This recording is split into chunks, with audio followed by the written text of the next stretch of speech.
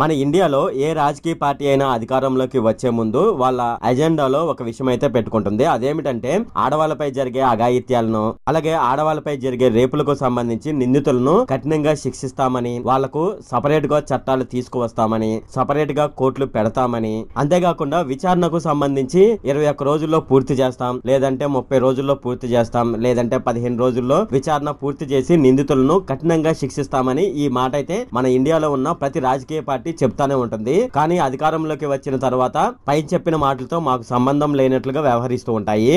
అసలు ఎందుకు ప్రతిపక్షంలో ఉండంగా ఇలా ఆడపిల్లలపై అఘాయిత్యాలు జరిగిన, రేపులు జరిగిన అంత రెస్పాండ్ అయ్యే గవర్నమెంట్ కానీ అధికారంలోకి రాగానే ఎందుకు దాని గురించి పట్టించుకోదు? నాకైతే తెలియదు. ఒకవేళ మీకు తెలిస్తే గనక కింద కామెంట్ సెక్షన్ లో అయితే తెలియజేయండి.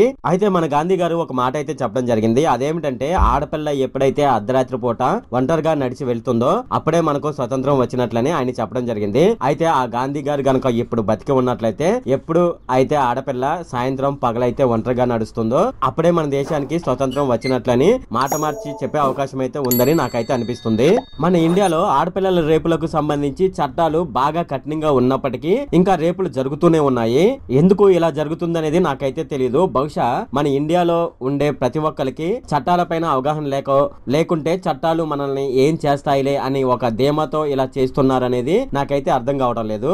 అయితే ఇప్పుడు మనం ఈ వీడియోలో అత్యాచారానికి గురైన బాధితులకు ఎందుకు న్యాయం జరగట్లేదు, అసలు న్యాయం అనేది జరుగుతుందా, అలాగే అత్యాచారానికి సంబంధించి మన భారత రాజ్యాంగంలో ఎటువంటి శిక్షలు ఉన్నాయి, అలాగే ఇంతకు ముందు జగన్మోహన్ రెడ్డి గారు తీసుకొచ్చిన దిశ యాక్ట్ ఉంది కదా, దాని గురించి కూడా మనం ఈ వీడియోలో డిస్కస్ చేద్దాము. అది ఎందుకు అమలు కాలేదు అనే విషయాలు కూడా మనం ఈ వీడియోలో డిస్కస్ చేద్దాము. ఈ వీడియోలోకి వెళ్లే ముందు నాదొక రిక్వెస్ట్ అండి. అదేంటంటే ఈ వీడియో కనుక మీకు నచ్చినట్లయితే ఇక్కడ క్రింద ఉన్న రెడ్ కలర్ సబ్స్క్రైబ్ బటన్ మీద అయితే ప్రెస్ చేయండి. ఇలా మీరు రెడ్ కలర్ సబ్స్క్రైబ్ బటన్ మీద ప్రెస్ చేయడం వల్ల నేను చేసిన ప్రతి ఇన్ఫర్మేషన్ వీడియో అనేది అందరికంటే ముందు అప్డేట్ రూపంలో మీ మొబైల్ కి అయితే చేరిపోతుంది. ఇప్పుడు మనం వీడియోలోకి అయితే వెళ్ళిపోదాం. చిన్నపిల్ల అలాగే ముసలి వాళ్ళు అని తేడా అయితే లేదు. ఎవరినైతే వాళ్ళనైతే రేపైతే చేస్తున్నారు. అయితే చట్టాలు మనల్ని ఏం చేస్తాయి అనే ఒక ధీమాతోనైతే వీళ్ళైతే రేపులు అయితే చేస్తున్నారని నాకైతే అనిపిస్తుంది. అంతేకాకుండా ఇంకో మరో విచిత్రం ఏమిటంటే చెట్లతో కూడా సంసారాలు చేసే వాళ్ళు అయితే ఉన్నారు. ఇంకా మరో విషయం చెప్పాలంటే బర్రెలు ఉన్నాయి కదా జంతువులు, ఆ జంతువులతో కూడా వీళ్ళైతే సంసారాలు అయితే చేసేస్తున్నారు. అంటే ఒక విధంగా చెప్పాలంటే రేప్ చేస్తున్నారు. మన ఇండియా ఈ విధంగానైతే తయారైపోయిందని చెప్పవచ్చు.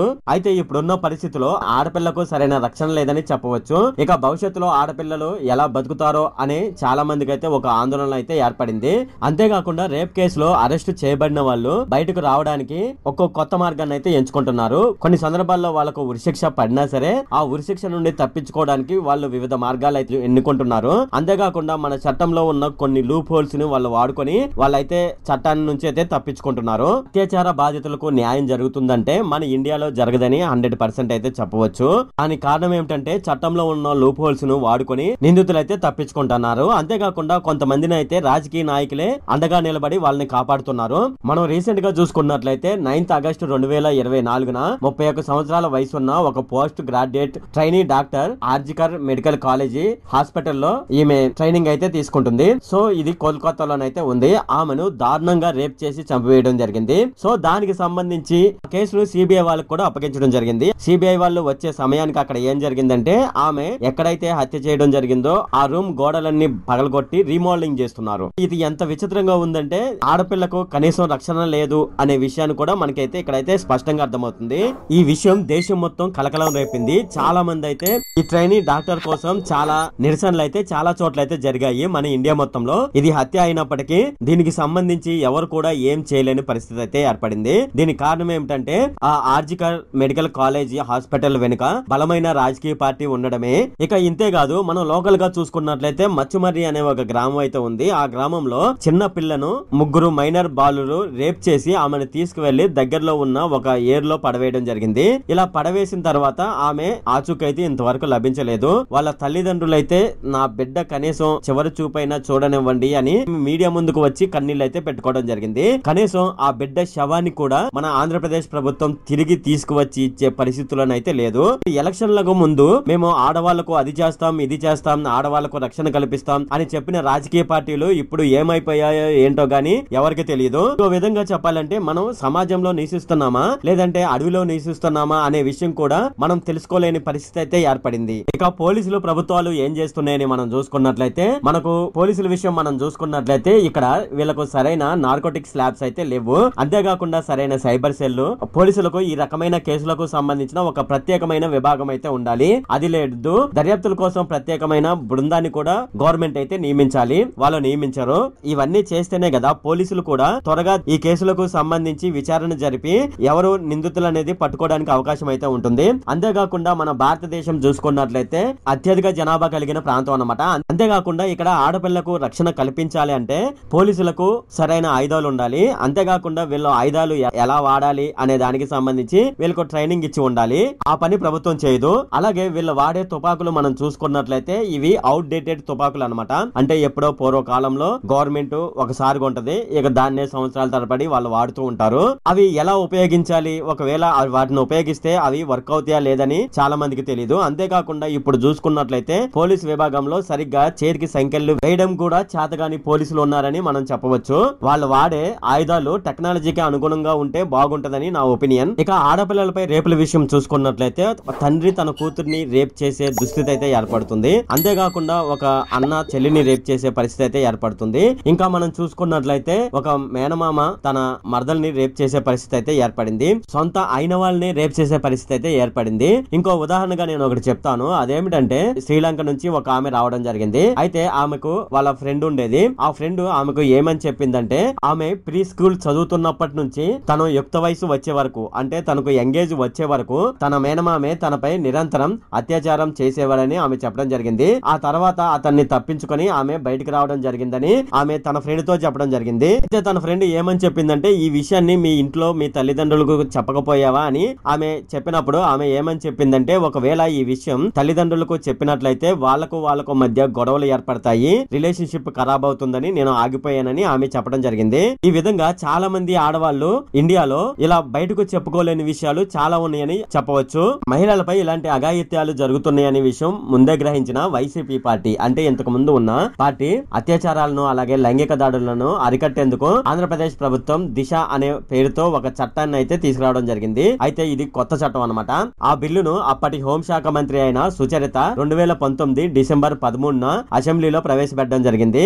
ఈ దిశ చట్టాన్ని అప్పటి శాసనసభ ఏకగ్రీవంగా ఆమోదించడం జరిగింది. ఈ చట్టం ద్వారా మహిళలపై అత్యాచారం, లైంగిక వేధింపుల కేసుల్లో 14 రోజుల్లో విచారణ పూర్తి చేసే విధంగా ఆంధ్రప్రదేశ్ ప్రభుత్వం అయితే ఈ చట్టాన్ని రూపొందించడం జరిగింది. ఈ చట్టం ప్రకారం 21 రోజుల్లో రేప్ కేసు ఫైనల్ జడ్జిమెంట్ రానుంది. అంటే రేప్ చేసిన నిందితుడికి 21 రోజుల్లో శిక్ష పడే అవకాశం అయితే ఉంది.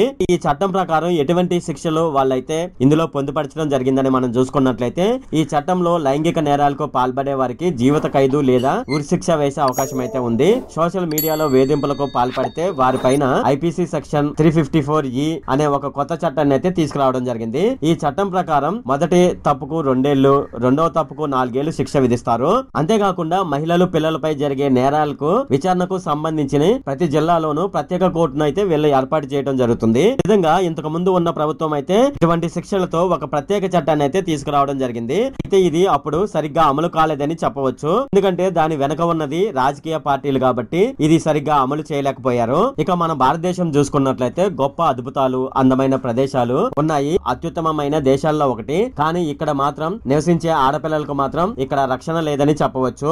పూట ఆడపిల్ల బయట వీధుల్లో నడవాలంటే భయం. మనం ప్రస్తుత పరిస్థితులు మనం చూసుకున్నట్లయితే రెసిడెన్షియల్ స్కూల్లో 12 ఏళ్లు చదువుతున్న బాలిక దగ్గర నుంచి 14 ఏళ్లు చిన్నారుల వరకు గ్యాంగ్ రేపులకు గురవుతున్నారు. ఆ విషయాలు, దానికి సంబంధించిన వార్తలు మనం రోజు వింటూనే ఉన్నాము. అయితే ఇక మన తల్లిదండ్రుల విషయం మనం చూసుకున్నట్లయితే తల్లిదండ్రులు ఎవరైతే టీనేజ్ లో ఉంటారో పిల్లలు, వాళ్ళకైతే సెక్స్ ఎడ్యుకేషన్ గురించి అవగాహన అయితే కల్పించాలి. అంతేకాకుండా తప్పులు చేస్తే ఫ్యూచర్ లో ఎటువంటి ప్రాబ్లమ్స్ ఎదుర్కోవాల్సి వస్తుందనే విషయాన్ని కూడా పిల్లలకు తల్లిదండ్రులు చెప్తే చాలా మంచిది. వ్యభిచారం అనేది చట్టబద్ధం చేస్తే మంచిదని నా అభిప్రాయం. కాకుండా వ్యభిచారం చేసే వాళ్ళకు సరైన వైద్య రక్షణ కల్పించడం మంచిది. మన భారతదేశంలో నార్త్ ఇండియన్ లో అస్సాం, హర్యానా, బీహార్ మొదలైన రాష్ట్రాల్లో రేపుల గురించి మాట్లాడినట్లయితే ఇది సర్వసాధారణమైన విషయమని అక్కడ వాళ్ళైతే చెప్తున్నారు.